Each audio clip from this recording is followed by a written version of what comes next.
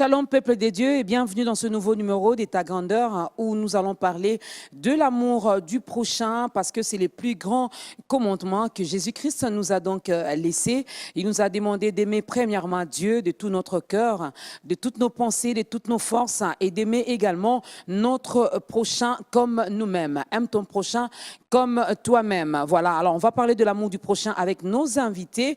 Vous avez vu, on est habillé à Bana Congo parce que nous sommes également au Congo et on va également parler de ça, essayer un peu d'expliquer cela.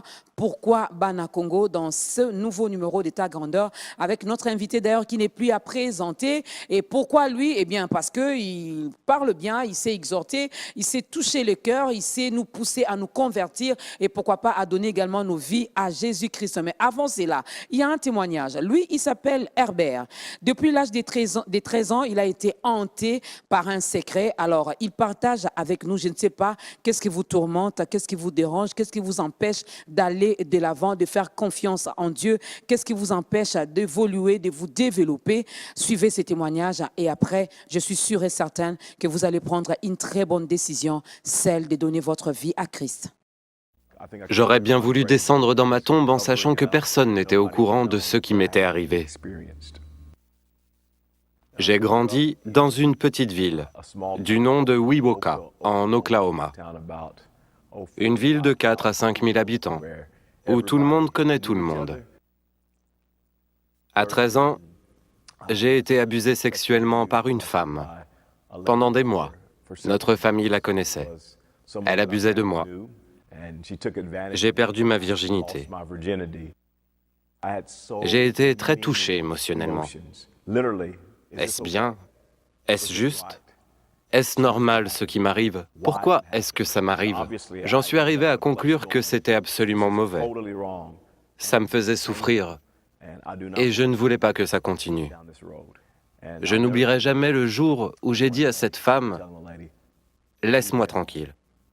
Laisse-moi tranquille. » Elle a menacé de tout dire à mes parents, mais moi, je ne voulais pas que ça continue. Je ne voulais plus de ça dans ma vie, alors je lui ai dit non, en lui claquant la porte au nez. Je me suis effondré sur mon lit et j'ai pleuré, mais les abus cessèrent. J'ai ressenti une grande honte de ce qui m'était arrivé, je me sentais coupable. Je faisais de mon mieux pour apparaître comme un gars cool. Je me suis donné à fond dans le sport pour oublier ma souffrance. Je vivais, mangeais, respirais le football. Je me suis construit mon monde à moi dans le football. Il y avait une réunion des athlètes chrétiens dans les vestiaires, mais moi, je ne me préoccupais pas trop de Dieu, de Jésus ou de l'Église. Tout ce qui m'importait, c'est qu'il y avait des pizzas gratuites. L'ancien buteur des Oklahoma Sooners, Todd Thompson, était l'orateur ce soir-là. Il a simplement annoncé l'évangile de Jésus-Christ, la bonne nouvelle, l'espoir qui est en Christ. Il nous aime et il nous pardonne nos péchés. Il y a de l'espoir en Christ. J'ai été touché. Ce soir-là, j'ai donné mon cœur à Christ. Des larmes ont coulé le long de mes joues et j'ai pleuré comme un bébé en lui donnant ma vie. Je suis sorti de ces vestiaires tout à fait différent. Mes priorités avaient complètement changé. Ma vie ne se résumait plus au football et aux filles. Je voulais désormais connaître Jésus-Christ et vivre pour lui. J'ai fini par obtenir une bourse pour aller jouer à Evangel University. Mais ce n'était plus le sport qui me motivait le plus, c'était Jésus. J'ai obtenu un diplôme d'études bibliques avec une option en psychologie. Et personne ne savait. J'étais blessé, je souffrais toujours à cause des abus sexuels que j'avais subis à 13 ans. Mais j'étais fiancé avec Tiffany, qui allait devenir ma femme. Cette idée m'a traversé l'esprit. Tu dois le dire à Tiffany, tu dois le lui dire. Mais je refusais. Non, je ne veux pas qu'elle sache. Si je lui dis, elle pourrait rompre nos fiançailles. Elle pourrait ne plus vouloir se marier avec moi, elle pourrait me rejeter. Puis je me suis dit, je ne peux tout de même pas m'engager dans le mariage sans que la personne qui va passer le reste de sa vie avec moi ne sache ce qui est grandement responsable de ce que je suis, de mes blessures et de mon manque de confiance. Alors ce soir-là, dans ma voiture, j'ai tout dit à Tiffany. J'ai été abusé sexuellement. Elle m'a posé des questions, mais je n'étais pas prêt. Je n'étais pas prêt à raconter ce qui était arrivé. Alors, elle a laissé tomber. Elle appréciait que je m'ouvre à elle et elle appréciait d'être la première personne à qui je parlais de tout ça. Ça peut sembler tout simple, mais c'était énorme pour moi. Quand vous avez gardé un secret toute votre vie et que finalement vous vous en libérez, c'est un énorme pas en avant pour vous. Nous avions 22 et 20 ans quand nous nous sommes mariés.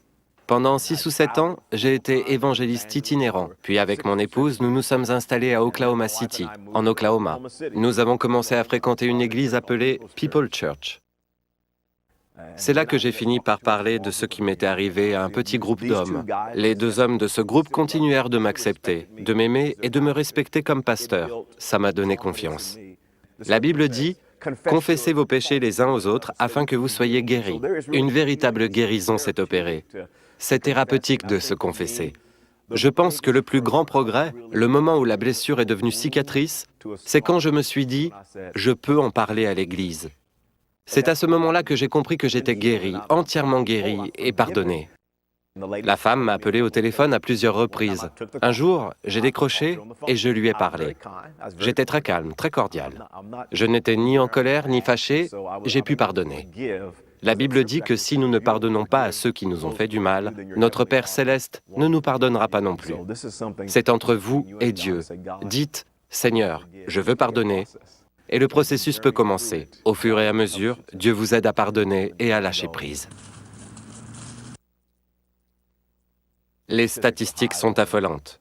1 fille sur 4 et 1 garçon sur 6 seront abusés sexuellement avant leurs 18 ans. Je voulais dire qu'il faut comprendre que le pardon est tout un cheminement, et il faut avoir Christ à ses côtés. La guérison se trouve dans la parole de Dieu. La guérison se trouve à l'Église et à l'écoute de la parole. Recherchez Dieu. Entourez-vous de quelques personnes avec qui vous pouvez vraiment parler. Je pense que ce qui peut arriver de pire à ceux qui, comme moi, ont été abusés, c'est de tout garder pour soi. Ne laissez pas la honte, ne laissez pas la culpabilité, ne laissez pas les mauvaises pensées, ne laissez pas l'ennemi de vos âmes se jouer de vous et vous faire croire que personne ne doit savoir. Vous devez vous ouvrir et en parler. Et concernant la colère et l'amertume, au fur et à mesure que vous chercherez Dieu, que vous lui ouvrirez votre cœur, que vous plongerez dans sa parole, que vous parlerez dans votre petit groupe de personnes qui aiment Jésus, ces sentiments vont s'en aller progressivement et le Saint-Esprit adoucira votre cœur et y versera sa joie et la puissance de sa guérison. J'en suis le témoignage vivant.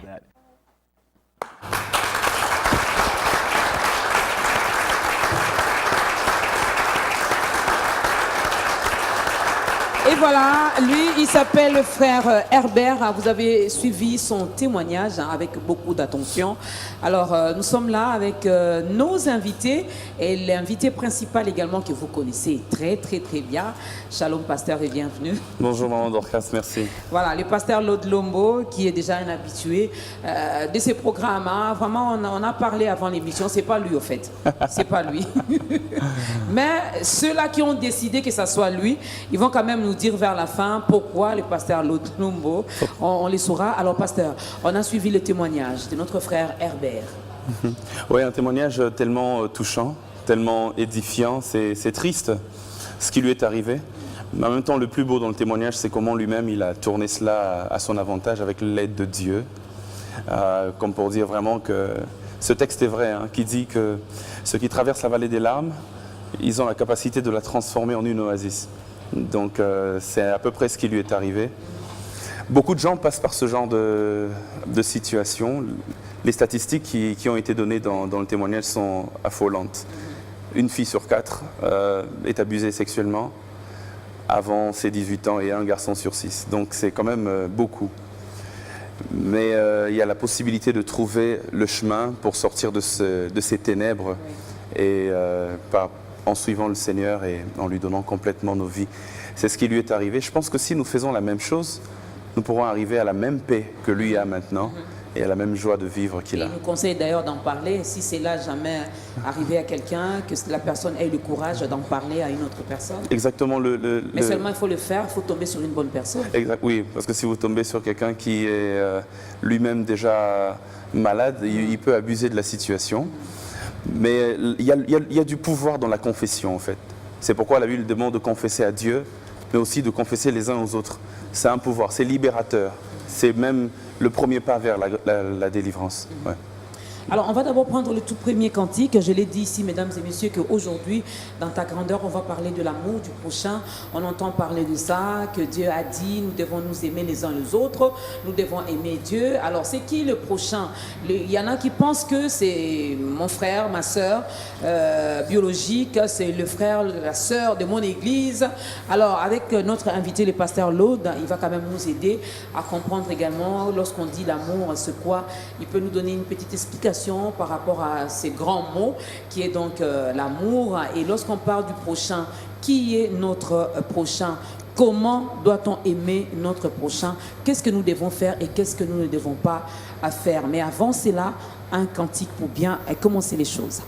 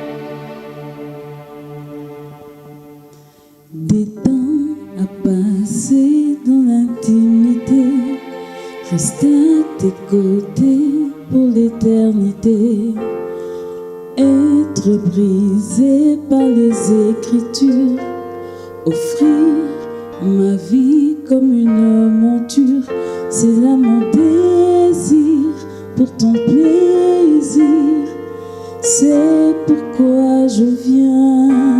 Car je sais comment attirer ton regard près de moi, Adonai. Car je sais comment trouver du temps pour toi, mon mémide de la bagarre. Car j'ai mis de côté tous mes maux pour m'offrir moi-même en sacrifice. Tout à toi, je me donne tout à toi. Je me donne en parfum, Seigneur.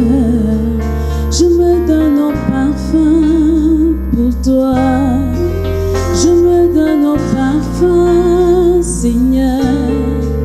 Je me donne en parfum pour toi. Un parfum qui chante, parfum qui danse, un parfum mélodie, coulant de tout mon être, Nami Kabie.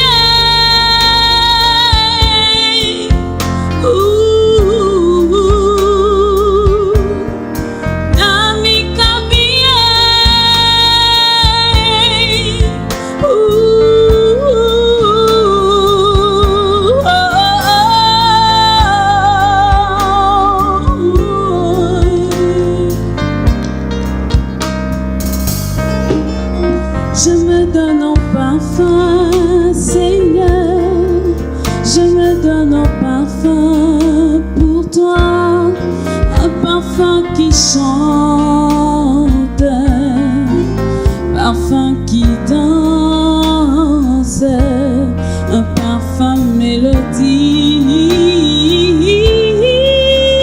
coulant de tout mon être. Nami Kabie.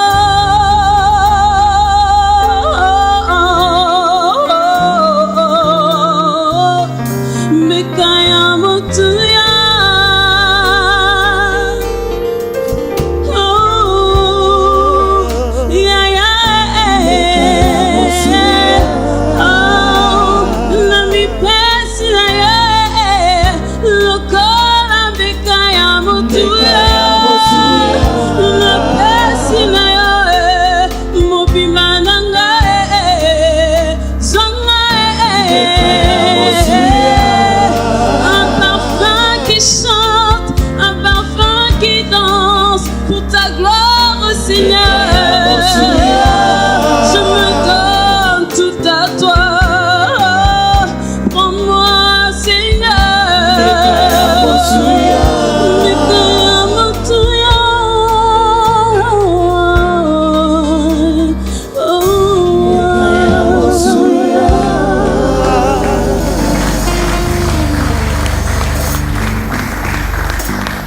Vraiment, vous êtes nombreux, hein? Donc s'il faut acclamer, les gens doivent vraiment sentir que vous êtes là, n'est-ce pas? Alors, vous pouvez les faire mieux? Voilà! Vous êtes là, ça c'est bien. Ça c'est bien, vous êtes là, vous êtes encore jeunes, donc il y a encore de l'énergie. Encore sur ce plateau, mesdames et messieurs, je l'ai dit au début, là c'est la sœur Christelle. Hein, moi je l'ai taquinée, un parfum qui chante, hein, voilà. Ça s'écolle directement à elle, hein, voilà, c'est la sœur Christelle. Il y a également le frère El Georges que vous avez vu en image, et le frère Mike qui est là, donc tout ça là. Ça fait Bana Congo parce que nous sommes en République démocratique du Congo et nous voulons bien parler de l'amour du prochain.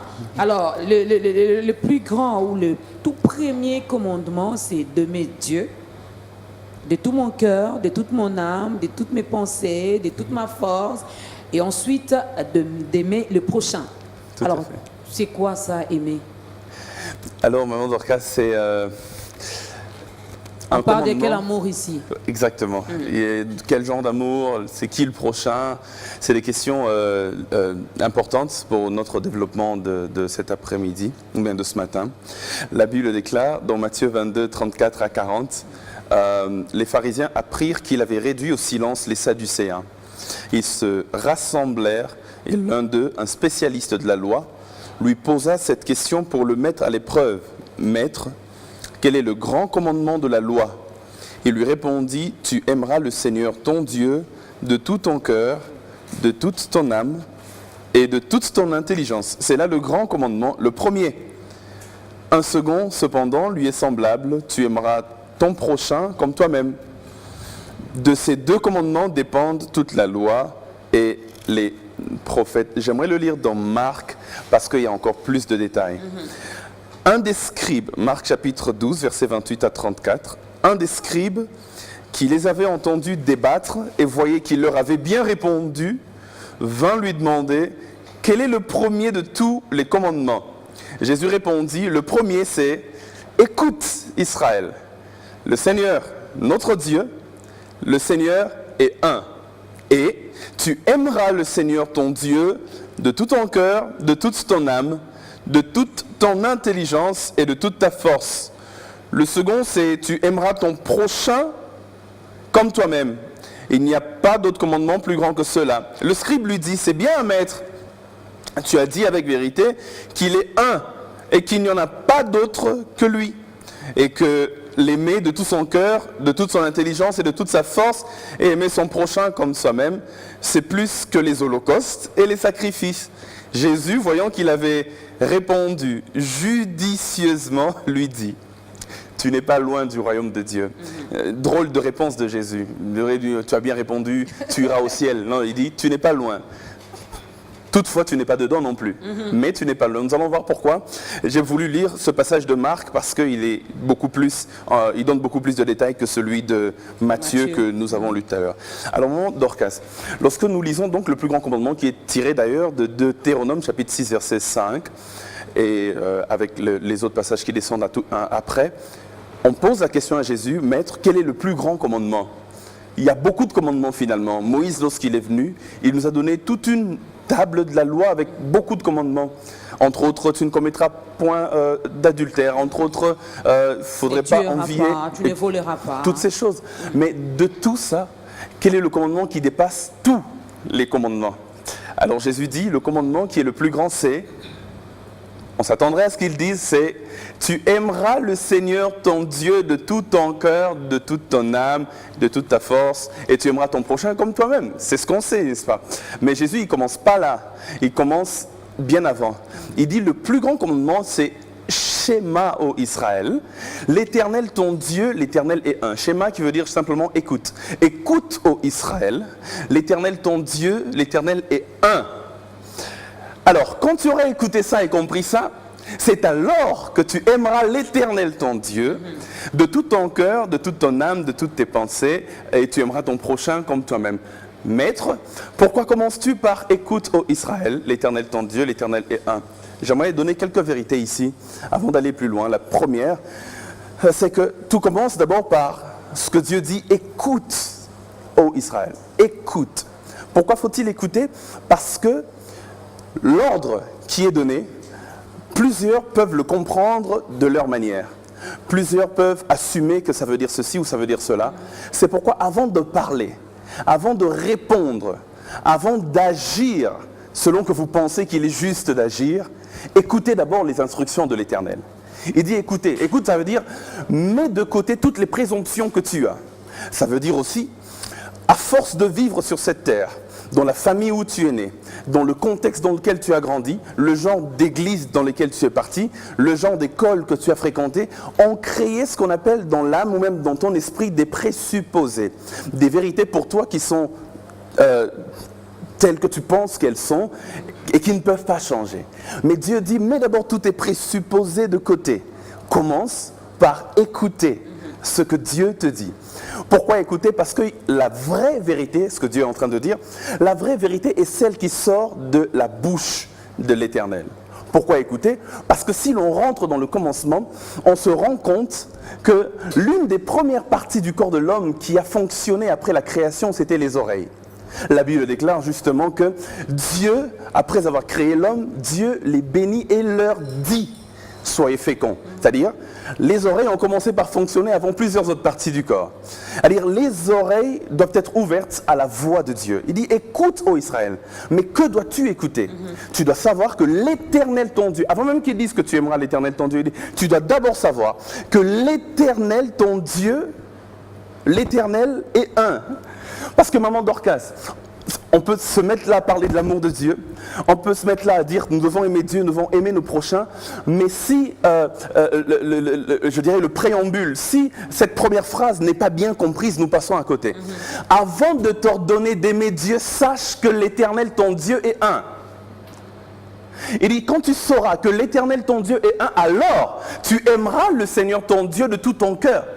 Comme pour dire, le problème n'est généralement pas au niveau de l'amour, le problème est généralement au niveau de la connaissance de qui est l'Éternel, ton Dieu. C'est pourquoi il dit, écoute, ô Israël, tu dois connaître d'abord que l'Éternel, ton Dieu, est un. Et quand tu auras connu que l'Éternel, ton Dieu, est un, alors tu aimeras cet Éternel-là un, de tout ton cœur, de toute ton âme, de toute... Parce que, maman Dorcas, l'amour qui n'est pas basé sur une vraie connaissance de Dieu est un gaspillage. Mais alors un vrai gaspillage. Il faut d'abord connaître Dieu. C'est plus tu connais Dieu, plus tu connais l'amour qui découle de Dieu. C'est plus tu connais Dieu, plus tu connais le genre d'amour que tu dois répondre face à face avec Dieu. Plus tu connais Dieu, mieux tu vas aimer Dieu. Plus tu connais Dieu, mieux tu vas aimer ton prochain. C'est pourquoi il dit, sache d'abord que l'Éternel est.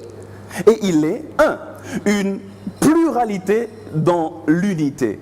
Il est plusieurs en un. C'est ce qu'il veut dire, au fait. Dans l'original, c'est ce que ça veut dire. Ça veut dire l'Éternel, ton Dieu, est pluriel, mais un pluriel singulier. L'Éternel, ton Dieu, est un. La connaissance de Dieu, c'est la base de toute chose. Maman Dorcas, l'amour, c'est pas ce qui manque. L'amour, ou encore le zèle, ou encore la passion, ou encore toutes ces choses. L'apôtre Paul nous donne un avertissement. Il dit parce que ces choses, lorsqu'elles ne sont pas basées sur la vraie connaissance, elles peuvent nous conduire à côté. Paul lui-même en est l'exemple type. Il s'imaginait qu'il aidait Dieu, n'est-ce pas, en tuant les chrétiens. Il était zélé pour les lois et les traditions de ses pères. Mais il ne savait pas. Le zèle qu'il avait, l'amour qu'il avait pour la loi, l'amour qu'il avait pour, soi-disant, Dieu, était erroné. Pourquoi? Parce qu'en ce moment-là, Paul n'avait pas la vraie connaissance. Les choses avaient déjà changé et lui, il était resté sur les choses anciennes. D'ailleurs, il le dit très bien dans un texte que j'aimerais qu'on lise. Dans Philippiens, chapitre 1, verset 9, l'apôtre Paul dit une chose intéressante que nos téléspectateurs aimeraient bien écouter certainement. Philippiens 1, 9, il nous prévient du danger que lui-même, par lequel lui-même est passé. Il dit, ce que je demande dans mes prières, ce que je demande pour vous, Philippiens, dans mes prières pour l'Église, c'est que votre amour abonde de plus en plus en connaissance et en vraie sensibilité. Vous voyez? Il dit, ce que je demande, c'est pas que vous ayez de l'amour, vous l'avez, mais que votre amour que vous avez déjà puisse abonder de plus en plus en connaissance, afin qu'il ne soit jamais désorienté. Avant Dorcas, dans ce monde, il y a des gens qui, eux,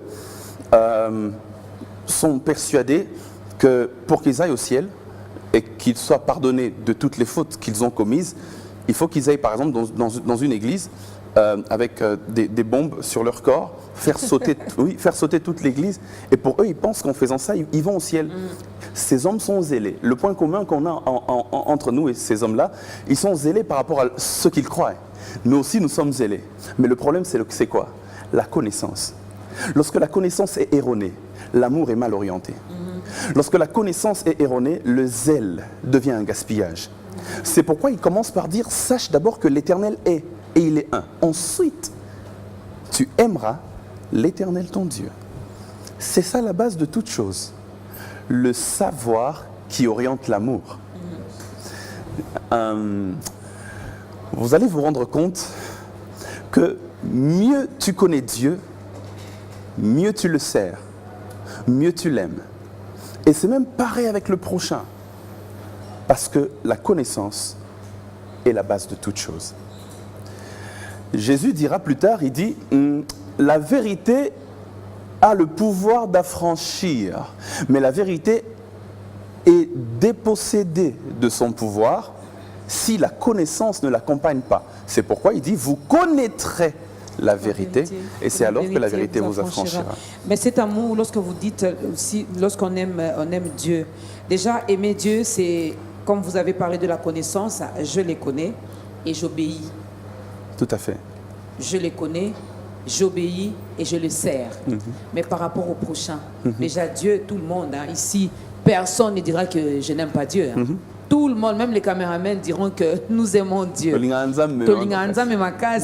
Alors, nous l'aimons, nous les servons, nous faisons un effort d'obéir également à ses commandements.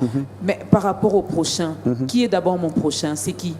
Exactement, c'est une bonne question. Mais le problème, c'est que vous allez vous rendre compte qu'à chaque fois qu'on a posé la question à Jésus, comment aimer, quel est le plus grand commandement, bizarrement, Matthieu dit la même chose, Luc dit la même chose, Marc dit la même chose, les évangiles synoptiques sont tous d'accord. Jésus ne commence pas par dire tu aimeras ton prochain comme toi-même, il commence d'abord par dire tu aimeras l'Éternel, ton Dieu de tout ton cœur. La mesure avec laquelle tu aimes Dieu doit être la même mesure avec laquelle tu aimes le prochain. Vous voyez, c'est pourquoi il commence par placer ce préambule-là. Il dit, tu commences d'abord par aimer Dieu de tout ton cœur. Un amour non partagé. Un amour non partagé, non... c'est quoi le terme? Il y a un terme en anglais qui me revient, mais je sais que ta grandeur, c'est un espace francophone, donc qu'on ne peut pas share, qu'on ne peut pas distribuer avec les autres. Il dit, ça doit être unique, ça doit être total. Mais mon Dorcas, vous vous rendez compte que lorsqu'on vous dit le plus grand commandement, c'est lequel? Tu aimeras l'Éternel, ton Dieu, de tout ton cœur. Ensuite, tu aimeras ton prochain comme toi-même. On a l'impression qu'il y a deux commandements, n'est-ce pas? Aimer Dieu et ensuite le prochain. Aimer son prochain. Il y a un commandement vertical, aimer Dieu, un commandement horizontal, aimer son prochain. Mais en réalité, lorsqu'on lit bien ce texte, on se rend compte que dans ce bout de phrase, dans ces bouts de phrase, il n'y a pas deux mais trois commandements, mon Dorcas. Il y en a trois. Il y a un commandement vertical, horizontal, et puis il y a un commandement réflexif. Je vais expliquer. Il dit 1, tu aimeras l'Éternel, ton Dieu, de tout ton cœur. On est d'accord. 2, tu aimeras ton prochain, mais il dit quand tu aimeras ton prochain, tu dois savoir que tu l'aimeras comme tu t'aimes toi-même.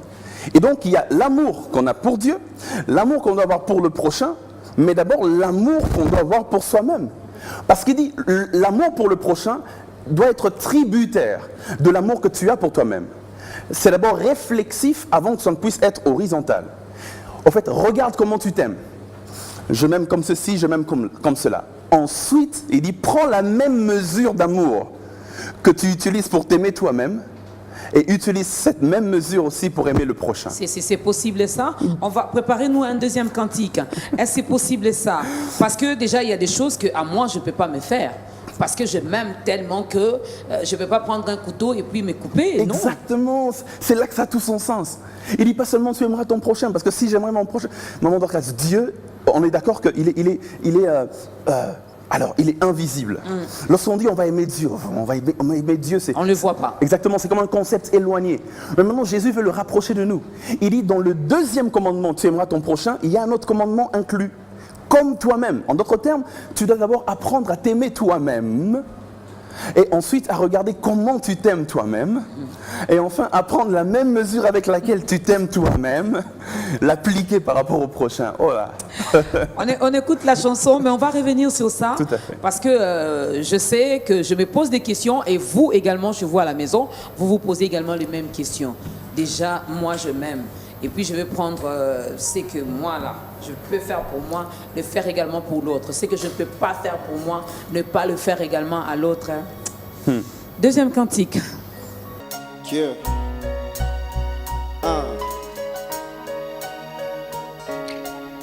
Ne m'applaudis pas, ne me glorifie pas, regarde à la croix car c'est Dieu. Ne m'applaudis pas, ne me glorifie pas, regarde à la croix car c'est Dieu. Tu cherches une star, je suis pas celui que tu cherches. Non, tu cherches celui que je prêche, oui c'est Jésus la star. Ne m'applaudis pas, ne me glorifie pas, regarde à la croix car c'est Jésus la star. Tu cherches une star, je suis pas celui que tu cherches. Tu cherches celui que je prêche, oui c'est Jésus la star. Dieu. Alléluia. Alléluia. Alléluia. Alléluia. Alléluia. Ok. Dieu. Je n'étais qu'un pauvre pécheur et je suis sauvé par grâce. Et c'est par grâce que mon passé est effacé sans laisser des traces. Je viens comme un émissaire, non pas comme la vedette. Je viens de parler de celui qui a payé ma dette. Je ne suis pas digne d'être acclamé ou d'être glorifié, car si je te parle de ce que j'ai fait, tu seras horrifié. Quand tu me regardes, fais-le avec des bonnes intentions, moins d'acclamation. J'ai plutôt besoin de ton attention. La vérité est que j'ai encore besoin de compassion. Je suis faillible, je connais beaucoup de pression. Et la dépression quand j'ai trahi ma sanctification m'arrive souvent et je me soumets à la purification. La putréfaction de ce monde avait besoin du sel. Je ne veux pas perdre mon goût car qui me le rendra? Épargnez-moi du danger de voler la gloire de Dieu, ce qui pour moi constituerait un Ne m'applaudis pas, ne me glorifie pas, regarde à la croix car c'est Jésus la star. Tu cherches une star, je suis pas celui que tu cherches. Non, tu cherches celui que je prêche, oui c'est Jésus la star. Dieu. Ne m'applaudis pas, ne me glorifie pas, regarde à la croix car c'est Jésus la star. Tu cherches une star, je suis pas celui que tu cherches. Tu cherches celui que je prêche, oui c'est Jésus la star. Et là je sens déjà monter l'adrénaline. J'entends des ouh, et ça fait monter l'adrénaline. Je fais mon show mais je prends le soin de présenter l'agneau qui peut ôter même chacun de tes péchés mignons. J'ai su rien, je suis même moins que le serpent des reins. Même si je donne l'impression des gagnes du terrain. Quand tu me regardes, tu n'auras pas le salut ma soeur. Je suis comme Jean le Baptiste, le précurseur. Je mets devant mais c'est pour préparer le chemin du Shiloh qui peut revenir aujourd'hui ou demain.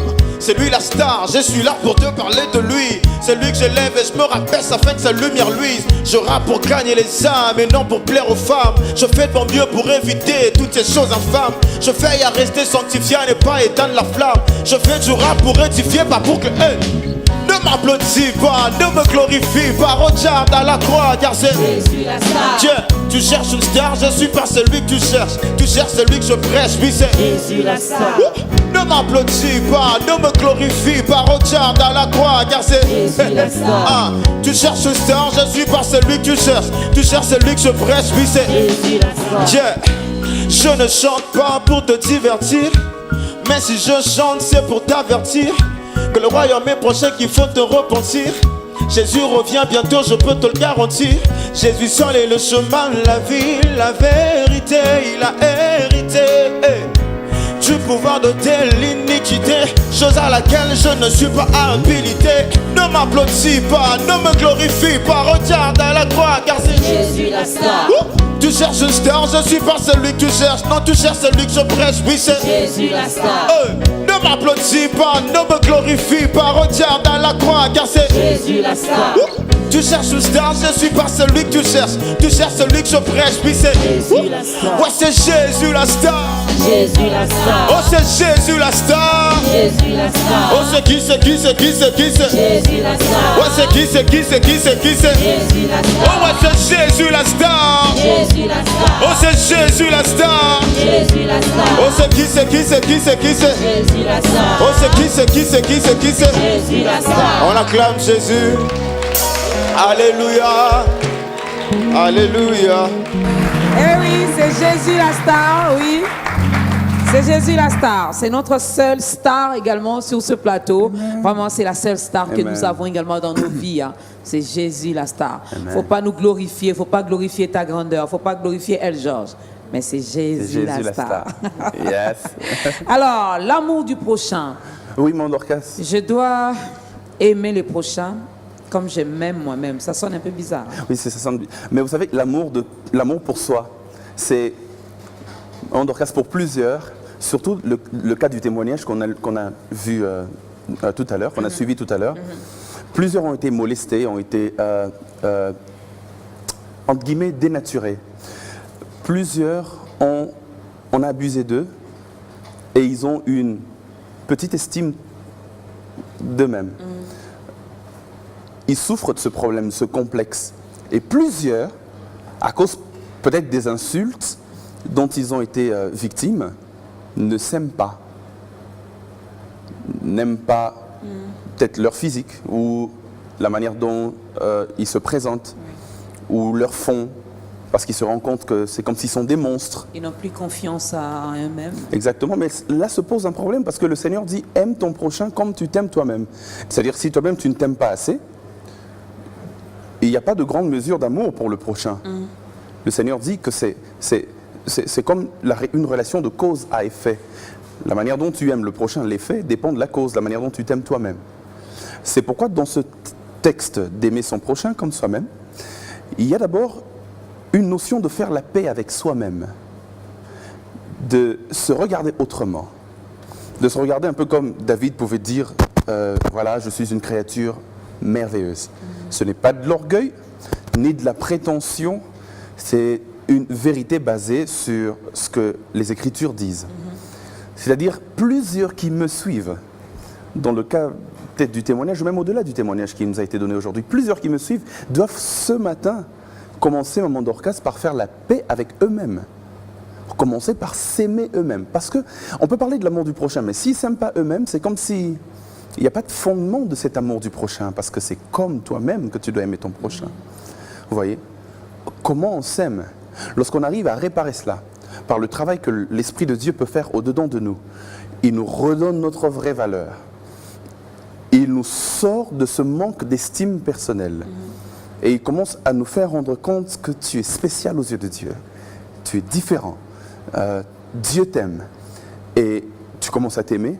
C'est alors que aimer son prochain prend un sens. Mais lorsque tu commences à t'aimer, tu t'aimes comment, maman Dorcas? Généralement, on s'aime de manière inconditionnelle. Mais pour aimer les autres, on leur pose beaucoup de conditions. Je m'aime de manière inconditionnelle, c'est-à-dire avec mes défauts, avec mes tares, et Dieu seul sait combien il y en a nombreux, avec mes imperfections, je m'aime comme ça. Mais pour aimer les autres, on est très regardant. Les petits détails, parce qu'il ne fait pas ça, je ne peux pas l'aimer, parce qu'il ne fait pas ça, je ne peux pas l'aimer. Le Seigneur dit, c'est injuste. La manière dont tu dois aimer ton prochain, c'est comme tu t'aimes toi-même. Si tu t'aimes de manière inconditionnelle, aime ton prochain aussi de manière inconditionnelle. C'est pas moi qui le dis, c'est la Bible qui le dit. La Bible. La Bible est en train de le dire. Nous nous aimons tellement que nous avons du mal à nous juger nous-mêmes. Et le Seigneur dit justement, de la même manière, il ne faudrait pas juger les autres.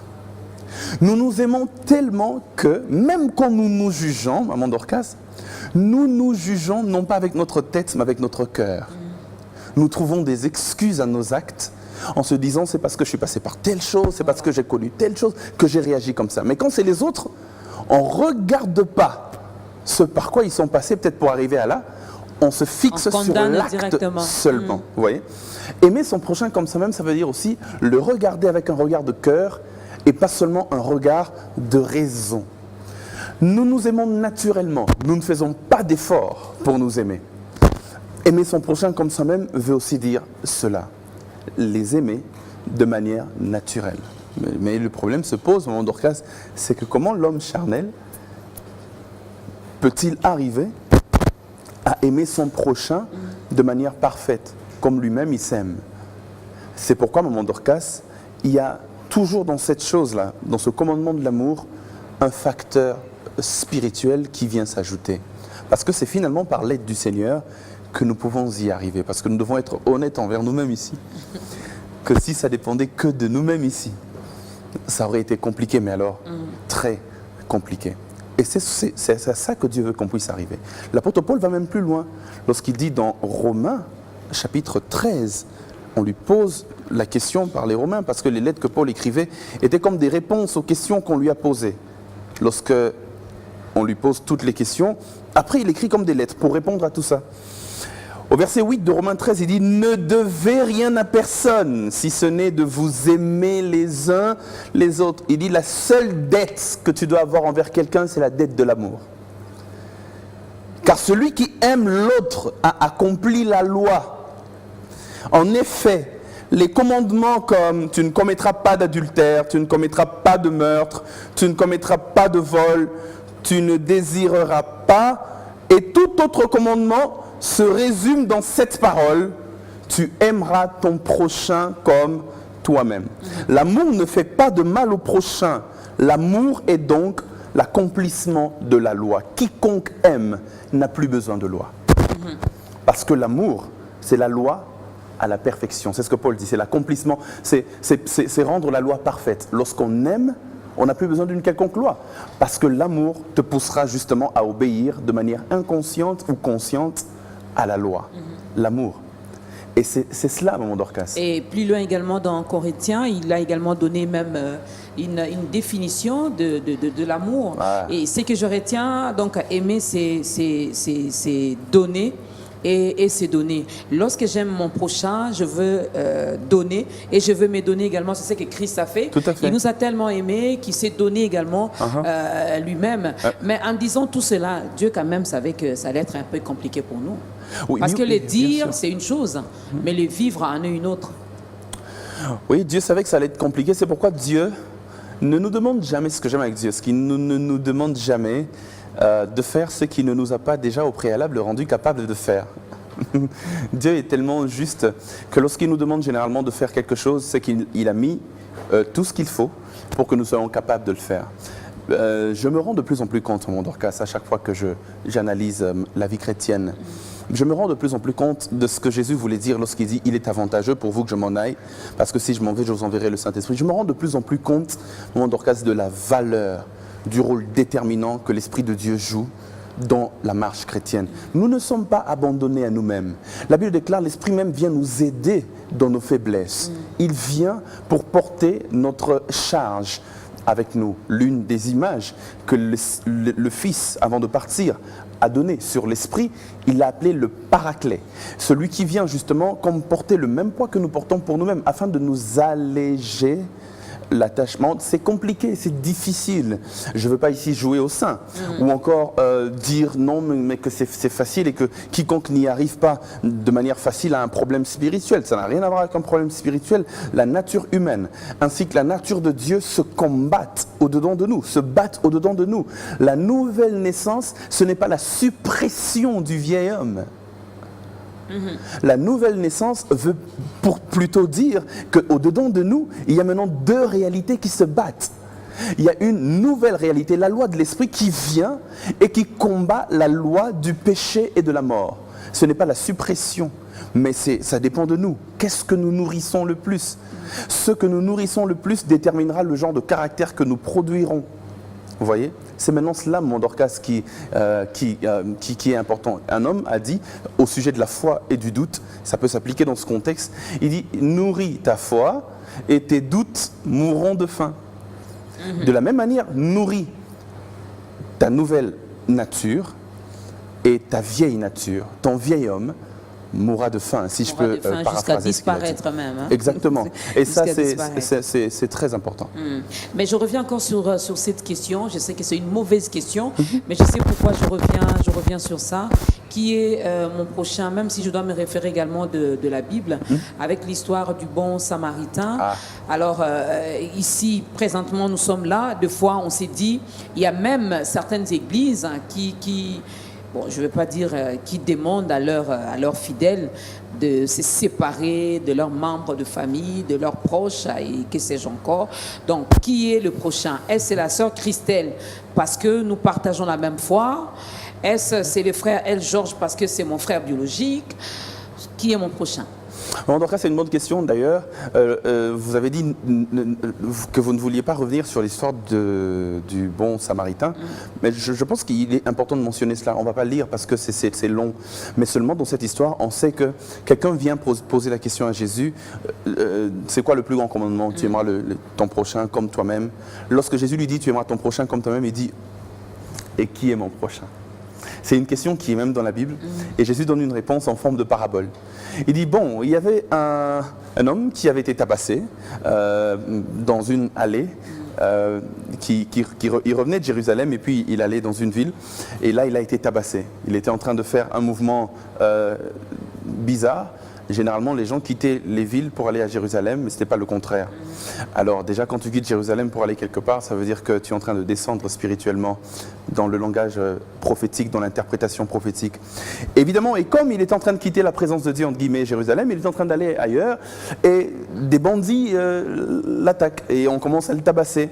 Et là, la Bible déclare qu'un prêtre est passé par là, il a vu cet homme, et il est passé. Un lévite, et Jésus choisit très bien les exemples qu'il est en train de donner. En ce moment-là, il aurait pu être lapidé. Il dit un lévite c'est en train de passer par là et puis il fait rien. Il dit un samaritain. Pourquoi il dit un samaritain? Il n'y avait pas de contact entre les juifs et les samaritains. Les juifs considéraient que eux, c'est le peuple pur, le peuple de Dieu. Les samaritains, c'est des pécheurs avec qui il ne doit y avoir aucun contact. D'ailleurs, la femme samaritaine dans Jean chapitre 4 s'étonne que Jésus lui demande de l'eau. Elle dit, comment toi qui es juif, tu me demandes à boire à moi qui suis une samaritaine? Et l'apôtre Jean qui a écrit Jean 4 donne un commentaire qui dit, car les juifs ne voulaient rien avoir de commun avec le samaritain. Les rabbins juifs vont aller même plus loin pour dire celui qui mange dans la même assiette qu'un samaritain devient impur comme un samaritain. Vous voyez un peu dans quel contexte ils étaient.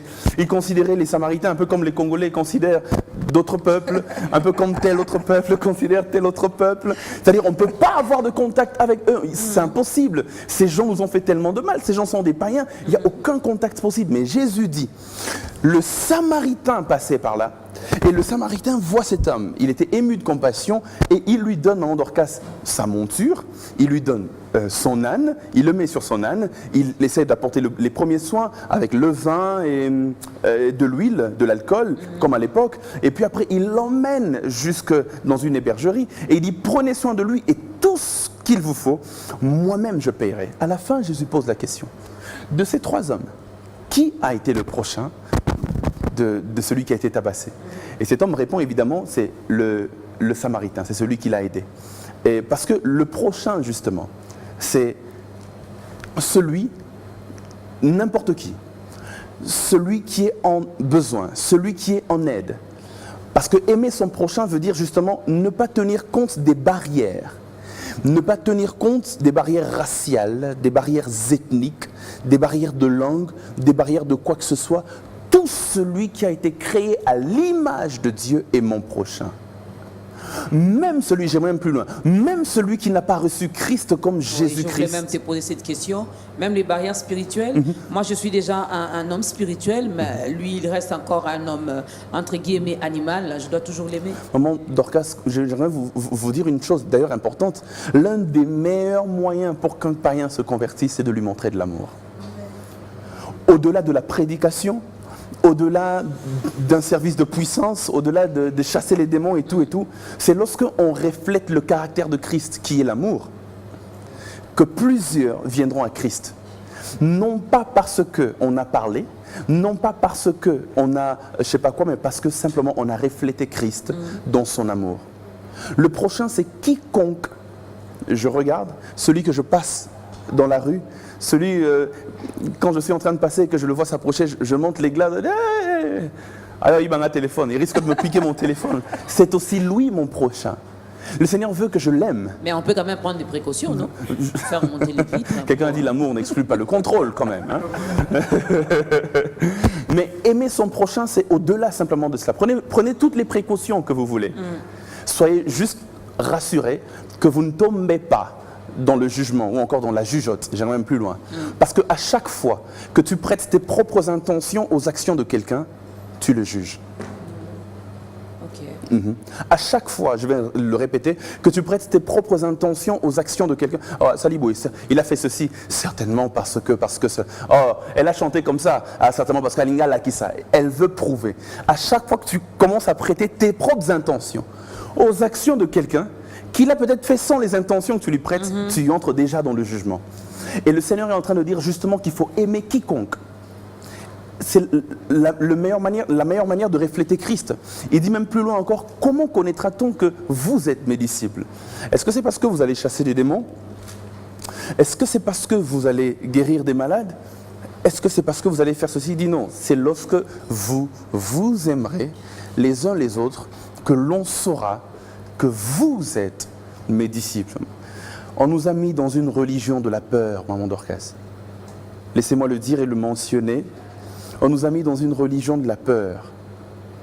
On nous a fait comprendre que ton ennemi, c'est forcément ton oncle ou ta tante. Même si c'est connu de tout le monde, que c'est elle la plus grande sorcière même de la famille. Je dois l'aimer. Exactement. J'allais même aller un peu plus loin. 2 exemples du sermon sur la montagne, où Jésus est en train de dire, bon, je vais dire ce que Jésus dit. Hein. Il dit, quiconque aime son prochain, Matthieu 7,12, a accompli toute la loi. Il dit, faites aux autres ce que vous aimerez que les autres vous fassent. C'est comme ça que vous accomplissez la loi. Mais le deuxième exemple, c'est dans Matthieu chapitre 5, maman Dorcas, ça c'est même encore plus grave.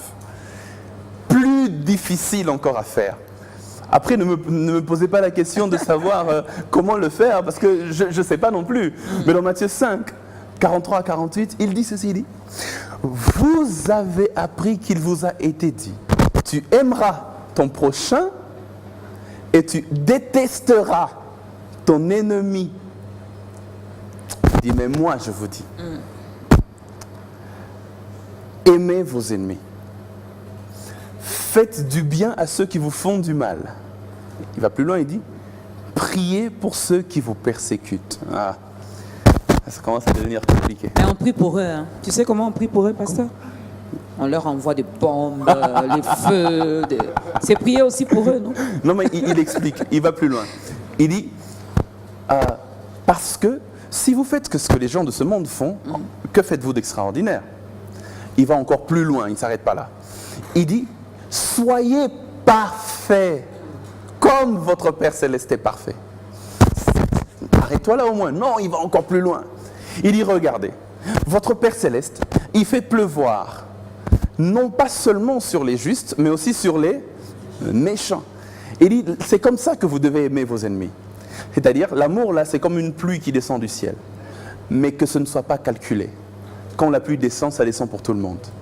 L'amour que vous devez manifester, vous devez le manifester pour tout le monde. C'est ce que Jésus-Christ est en train de dire. Il dit, aimez vos ennemis. Faites du bien à ceux qui vous font du mal et priez pour ceux qui vous persécutent. Non pas en envoyant les feux pour qu'ils meurent, mais priez pour eux afin que justement qu'ils arrivent à connaître le vrai amour que vous avez connu de Dieu. Je l'ai déjà dit une fois, toujours dans ta grandeur. J'aimerais redonner cet exemple pour essayer que nos téléspectateurs comprennent mieux les choses. L'apôtre est clair dessus. Les armes, nous ne luttons pas contre la chair ni le sang, mais nous luttons contre des esprits mauvais dans les lieux célestes. On combat mal, maman Dorcas, lorsqu'on commence à combattre son prochain, lorsqu'on commence à vouloir détruire son prochain, lorsqu'on commence à vouloir assassiner son prochain, à le lapider. Et dans ce monde, il n'y a pas que des lapidations physiques, il y a aussi des lapidations verbales. À chaque fois que tu commences à dire, maman Dorcas d'ailleurs à Salagiboué, maman Dorcas d'ailleurs elle avait dit ceci, maman Dorcas d'ailleurs elle avait fait cela, tu détruis son image, tu es en train de tuer ton prochain. Plusieurs sont morts, quoique vivants. Plusieurs sont morts, quoique marchants. Pourquoi? Parce que leurs proches, parce que leurs amis, parce que même dans leurs églises, on a commencé à dire des choses peut-être vraies, peut-être fausses, mais sur eux. C'est pas comme ça qu'on aime le prochain. On ne se combat pas pour s'assurer une position quelque part. Ton prochain n'est pas ton ennemi. On doit savoir sur cette terre que ce que Dieu veut que tu fasses, là où Dieu veut que tu sois, personne ne peut combattre cela. Jean-Baptiste, l'homme ne peut recevoir que ce qui lui a été donné du ciel. Ici, j'aimerais m'adresser à un problème qui se passe dans l'Église. Et ici, ce n'est pas entre les païens, c'est les gens de l'Église. Les gens de l'Église qui commencent à combattre Maman Dorcas. Pourquoi? Parce que Maman Dorcas commence à avoir une certaine ascension. Dieu lui donne une certaine visibilité parce qu'on veut être à sa place, on veut faire comme elle. Ce sont des personnes qui, au fond, souffrent d'une grande crise d'identité. À chaque fois que tu as voulu être comme quelqu'un, tu es allé jusqu'au point de détruire cette personne pour que tu sois à sa place, tu souffres d'une grande crise d'identité. Tu dois rentrer vers le Père afin que tu saches ce à quoi tu es appelé et là où il faut que tu sois. Parce que quoi que ce soit que Dieu veut que tu fasses, ou que Dieu veut que tu sois, il n'y a personne qui peut t'arracher ton trône.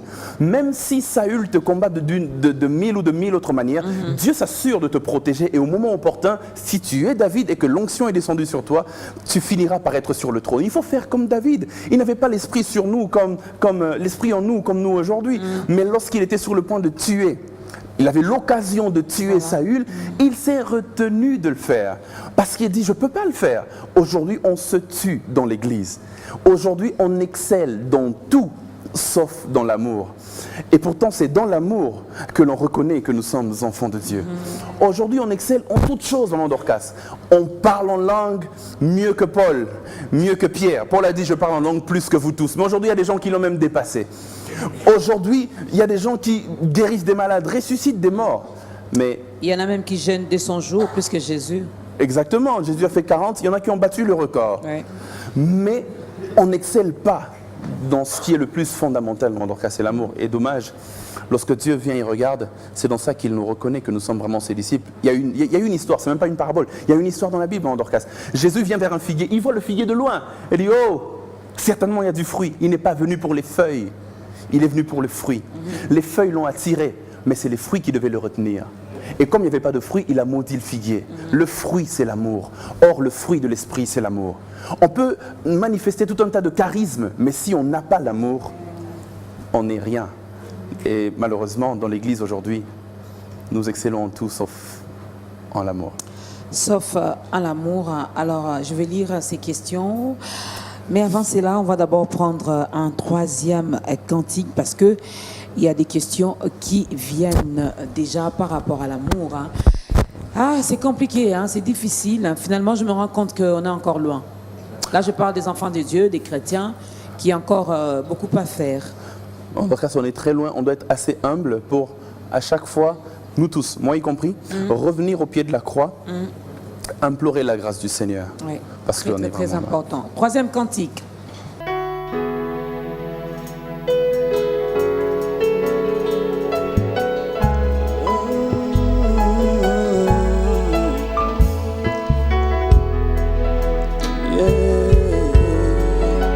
Emmanuel, je te prie, je te cherche, je te veux, roi de mon cœur. Je te loue, je t'adore, je te célèbre, roi de mon cœur. Tous ensemble, je te loue, je t'adore, je te célèbre, roi de mon cœur. Je te loue, je t'adore, je te célèbre.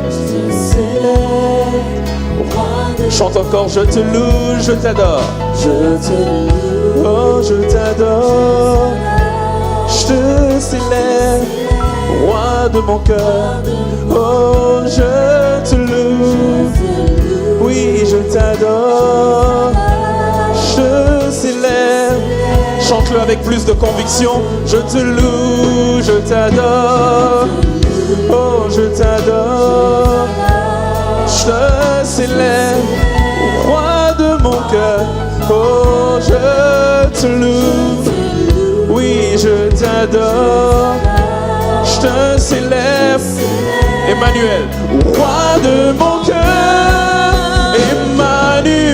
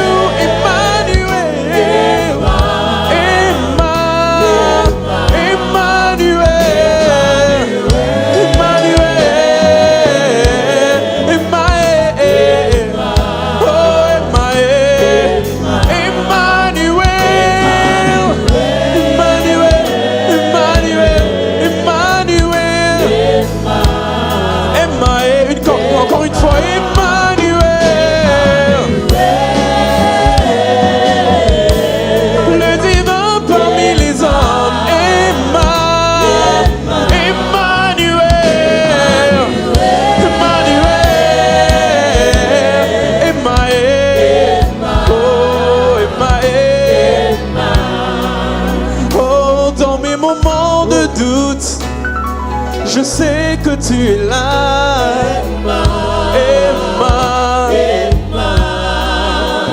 Même quand je pleure, Emma, tu essuies mes larmes, Emma. Emmanuel, Emmanuel, c'est parmi nous, Emmanuel. Oh, oh,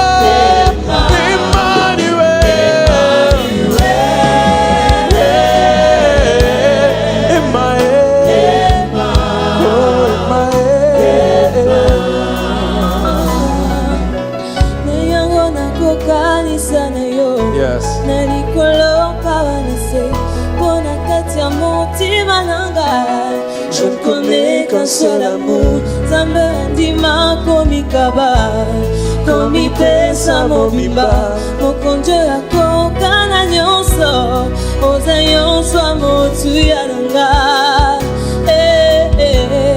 oza nyonso motu yananga, Yesu oza nyonso motu yananga, oza nyonso motu yananga, oza nyonso motu yananga.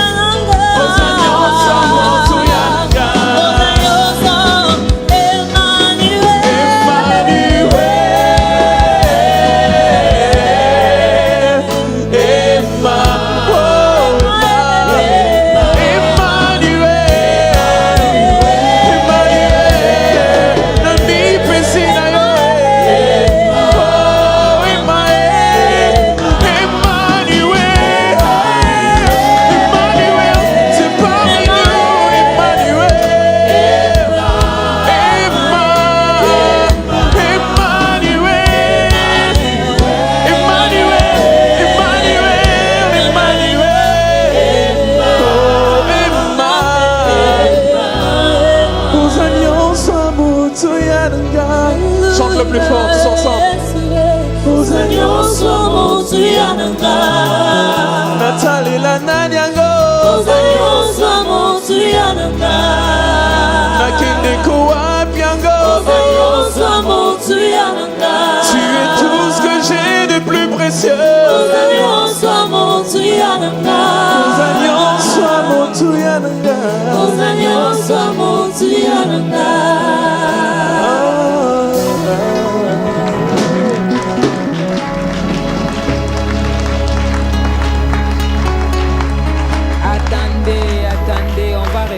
Attendez, on va refaire.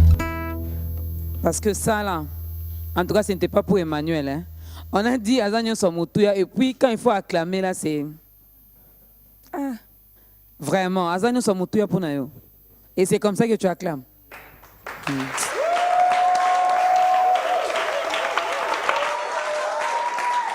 Eh oui. Emmanuel, il est tout pour nous, il est tout pour nous. Jésus est notre force, hein. Jésus est notre joie. Jésus, il est vraiment tout pour nous.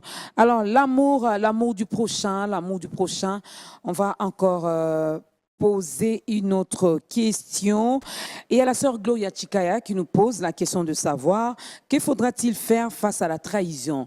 C'est vrai, j'aime mon prochain, mais en finalité, il m'est trahi. Qu'est-ce que je dois faire? Il est important de savoir une chose, Maman Dorcas. Et dans la réponse à cette question, je ne vais pas juste être théorique. Je vais aussi essayer de donner une solution pratique à cela. Parce que nous vivons dans un monde pratique. Et donc, le mal, c'est de haïr.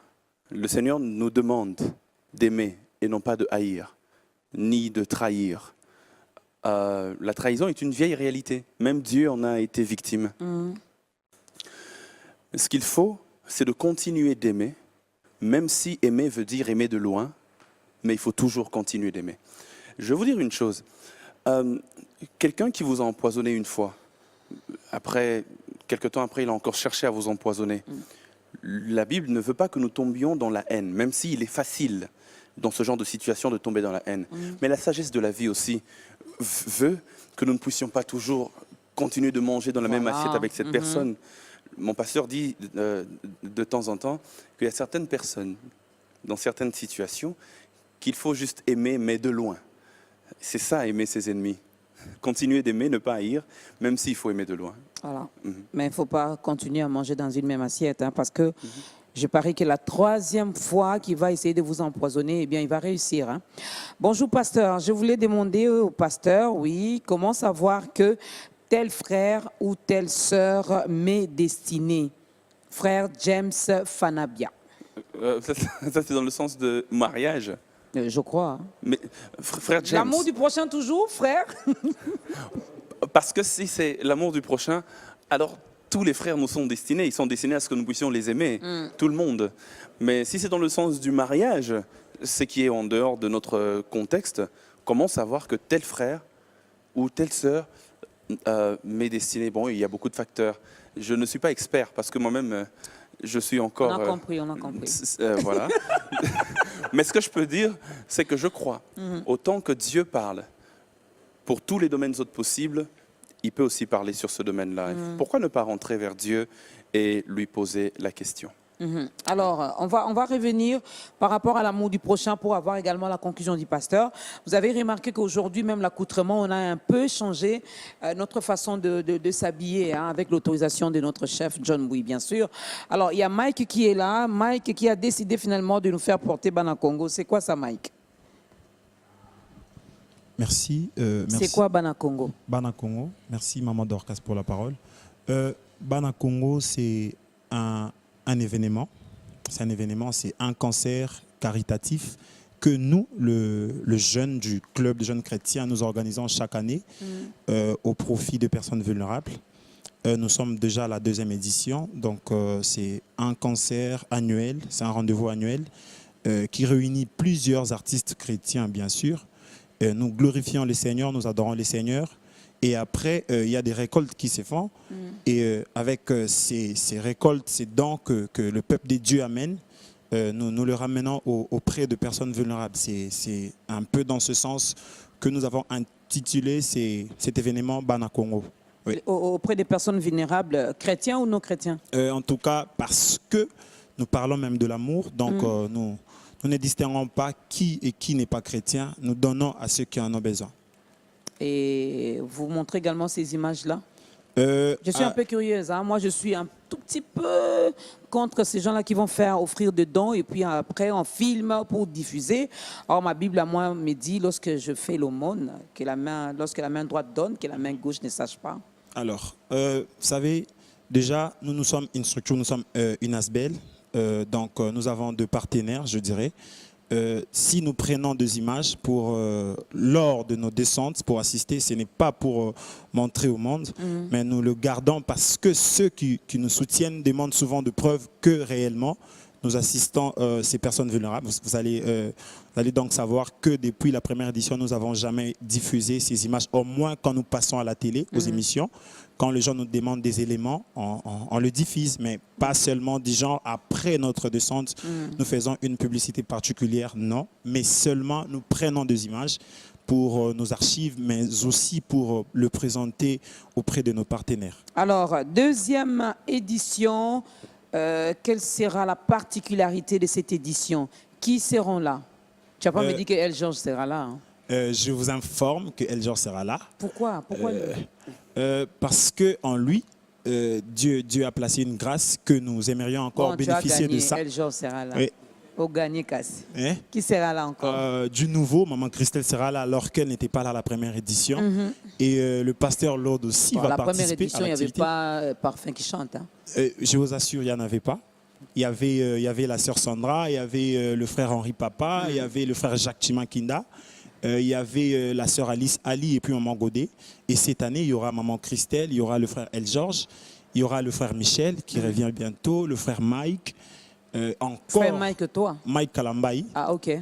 Encore Maman Alice et puis Maman Godet. Ah, ok. Donc, Maman Godet sera encore de la partie. Maman Godet Dembe et la sœur Alice Ali, Maman Christelle, El George. Il y a beaucoup plus de mamans, hein? Mais aussi, il y aura des papas. Il y aura Papa Joby. C'est un papa, c'est un frère. Il sera là. Papa Lode, lui, il ne va pas chanter. Il ne va pas chanter, Lode, Emmanuel. Nous aimerions plus bénéficier de sa particularité. Il va faire une prière pour ses enfants parce qu'ils seront là le jour J. Voilà, là c'est entre nous, hors caméra. Pourquoi le choix du pasteur Lode dans ta grandeur aujourd'hui? Pourquoi? Alors, on a reçu plusieurs questions même par rapport à son invitation d'aujourd'hui.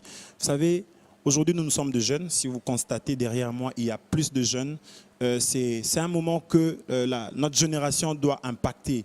Et personnellement, j'ai senti que le pasteur Lord a toujours quelque chose à donner de nouveau quand il passe. Certes, c'est une personne, les gens l'ont vu beaucoup de fois à la télé ici, mais nous étions convaincus de l'inviter parce qu'en lui, nous avons trouvé des particularités pour cette activité. Je suis flatté, merci.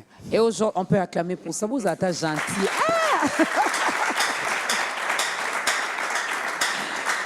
L'amour du prochain. L'amour du prochain. Quand on dit quelque chose de bien là, on acclame, on encourage. Ça fait quoi même? Voilà, mais ça c'est vrai. Hein, et à chaque fois que vous passez ici, pasteur Lode, on mange différemment. Hein. Merci, on ce n'est pas que hier c'était le pondou, aujourd'hui le pondou. Non.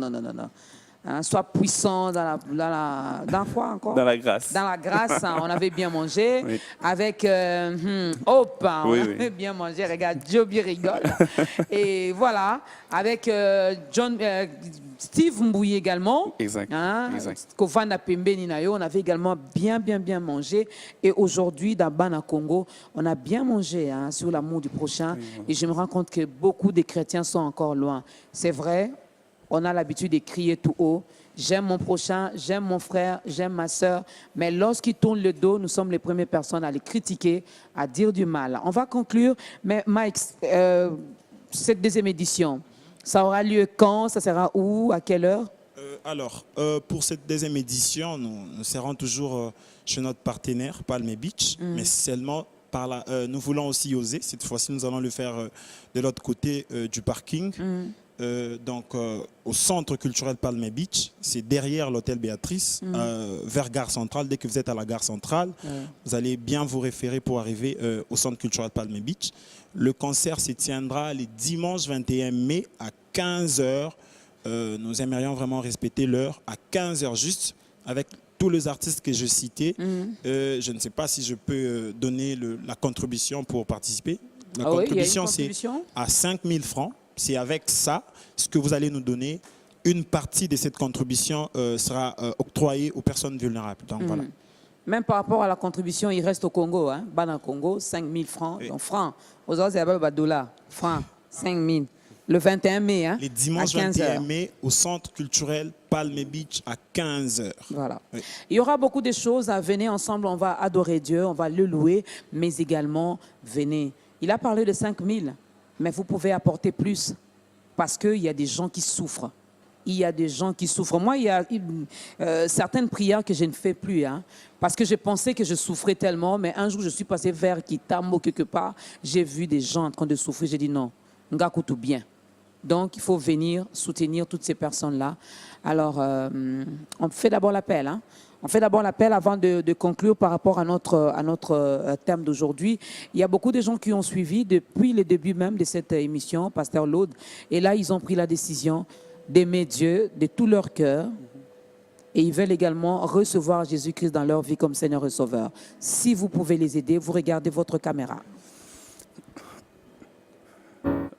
Vous qui nous suivez en ce moment et qui avez dans vos cœurs pris la décision de revenir à Dieu, parce que vous avez peut-être senti dans tout le développement de ce que nous avons fait, vous avez senti l'amour de Dieu frapper dans vos cœurs et le Seigneur vous demandait de venir à lui.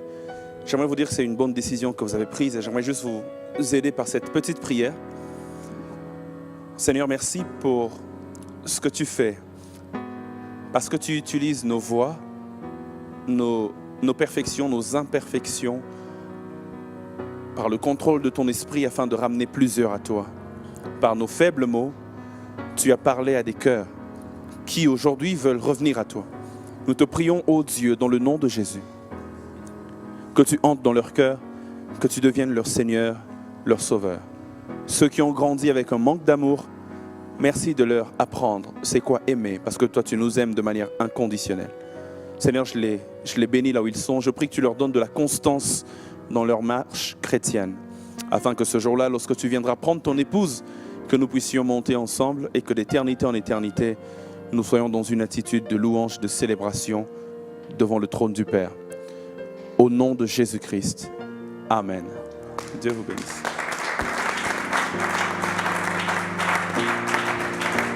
Bienvenue dans la grande famille des enfants de Dieu. Désormais, vous faites partie de la grande famille des enfants de Dieu. Eh bien, si vous n'avez pas une église d'attache, contactez-nous via le numéro qui est affiché. Nous pourrions toutefois vous orienter. Vous avez des questions à poser par rapport à cette deuxième édition de ces concerts caritatifs. Eh bien, il y a également le numéro qui sont affichés là. Contactez-nous. Nous allons vous dire comment faire. Alors, pasteur, en 2-3 mots. Qu'est-ce qu'on peut retenir par rapport à l'amour du prochain? Ce que je peux dire comme un petit résumé pour nous laisser avec quelque chose en tête, c'est que l'amour, ce n'est pas seulement ce que l'on dit, ça se manifeste par les actes. C'est d'ailleurs dans ce cadre que Bana Congo organise ce concert caritatif afin d'aider plusieurs. Parce que le Seigneur aime que l'on prenne soin des nécessiteux, des orphelins. Dans Psaume 82, 3, il le dit. Jacques le dit dans Jacques 1, il dit la vraie religion, c'est de s'occuper de ceux qui sont dans le manque, de s'occuper des orphelins et des veuves. Il faut aimer en pratique. Il faut aimer en pratique. Il y a une phrase que je n'aime pas beaucoup, mais que j'aimerais quand même citer, parce que ça traduit l'idée de la pratique. Ça dit l'amour n'existe pas, parce que c'est là que je ne suis pas d'accord. L'amour existe, et ça va plus loin pour dire il existe des preuves d'amour. Il faut aimer avec des preuves, aimer en pratique, c'est cela l'amour. Ça ne doit pas rester dans les théories, mais si nous aimons en pratique, alors nous pouvons toucher plusieurs vies et pourquoi pas, par cela, ramener plusieurs au Seigneur. Merci beaucoup, pasteur Laude Lombo. C'était son dernier mot pour aujourd'hui. Nous vous aimons également. C'est pourquoi nous vous apportons toujours cette bonne nouvelle dans ce programme d'État Grandeur. Merci, Maman Christelle. Merci, El Georges. Merci, frère Mike. Merci à la grande équipe. Joby, je te salue. Merci vraiment à toutes les personnes qui sont là. Bozaki, très bien. Alors, ça n'est fini pour aujourd'hui. On a reçu pour vous le pasteur Laude Lombo qui a donc accompagné Bana Congo pour nous parler de l'amour du prochain. Nous devons nous aimer les uns les autres. Je dois aimer mon prochain comme je m'aime moi-même. Voilà, c'est ça. C'est simple et c'est facile à comprendre. Merci à la grande équipe qui a travaillé aujourd'hui. Merci également à Herbert qui a accepté de partager son témoignage que nous avons tiré bien sûr de l'émission Club 700 où nous saluons Massi Domingo et le pasteur Kofi. Ça n'est fini pour aujourd'hui. Préparez-nous à un dernier cantique parce qu'on va s'élever et on a envie de danser. Bye bye, à la prochaine.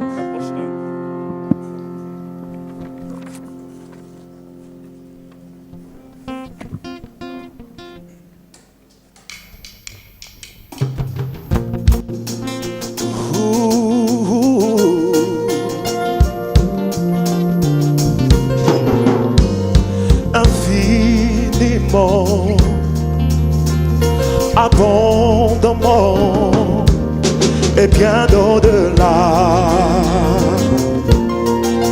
de tout ce que tu demandes au travers de la puissance qu'il agit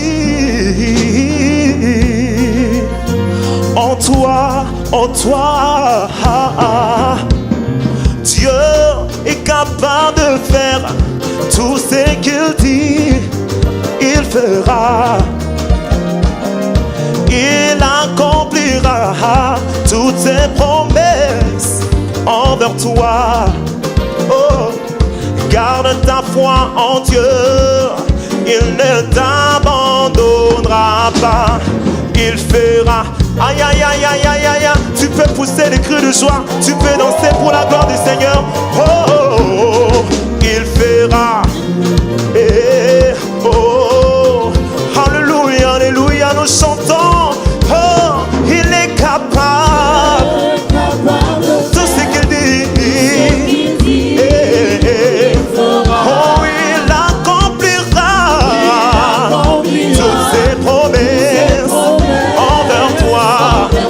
Oh, garde ta foi en Dieu, en Dieu, en Dieu. Eh.